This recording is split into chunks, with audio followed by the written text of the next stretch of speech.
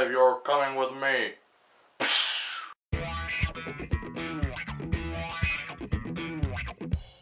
Robocop. Okay, so Robocop is a remake of an old 80s movie called Robocop. And that movie's awesome. It's almost like a dark comedy. It's got a lot of bloody rated R action in it. The effects are classic. Peter Weller killed it as Robocop in that movie. It's just really good. So now, entering about 25, 26 years later, we have a remake. Of course we have a remake. That's what Hollywood does nowadays. And in this version, Alex Murphy gets killed not by getting beat up by a bunch of thugs, but by a car bomb. And now Michael Keaton is like, hey, let's turn him into a robot. Because they have all these awesome drones off-sea and everything, and they want to get this bill passed to have those drones here in America. But the American people don't want that. They want something who's more human, something that they can root for. And so Batman over there is just like, yeah, let's put a man inside of a machine. It's like a drone, but it's also a human. It'll be awesome. Everyone will love it. And so that's what they do. Gary Oldman plays his scientist who kind of helps him with all of that. And I gotta say, I kind of enjoyed this Robocop remake. In terms of remakes that have come out, this is definitely one of the better ones. The guy that got to play Robocop, at first he was really wooden and really stale. Like before he was Robocop, he was acting more like a robot. Yeah, he's walking around and everything, and I was like,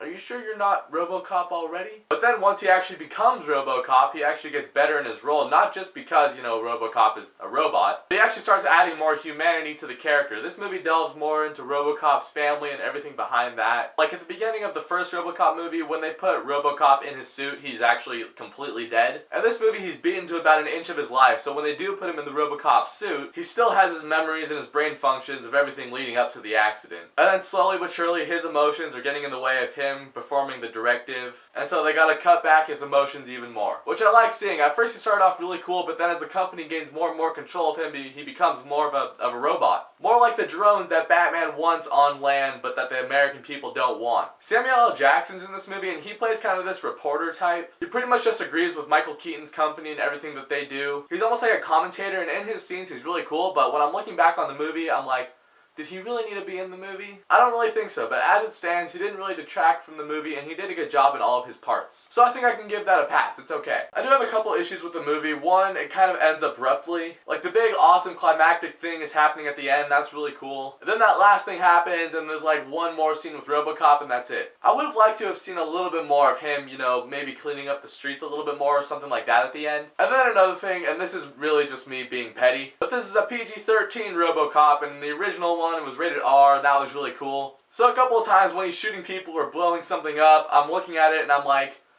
there should be blood spewing out of that right now. Just when I see a Robocop movie, I want blood, I want gore. That's one of the things that made the original one so cool, is that they just went for things like that, especially with all the practical effects that they had. And this movie doesn't really have that because it's PG-13, so it's kind of a bummer. But on the whole, Robocop is a really enjoyable movie, surprisingly. I'm gonna give the new Robocop a B-. I think you should definitely check it out if you have the time. Even if you were really attached to the old one, don't let your nostalgia get in the way of you enjoying a cool movie. So the new Robocop movie, have you seen it? What'd you think about it? Let me know what your thoughts are on it down below. Thanks for watching this video. If you guys like it, you can click here to see more.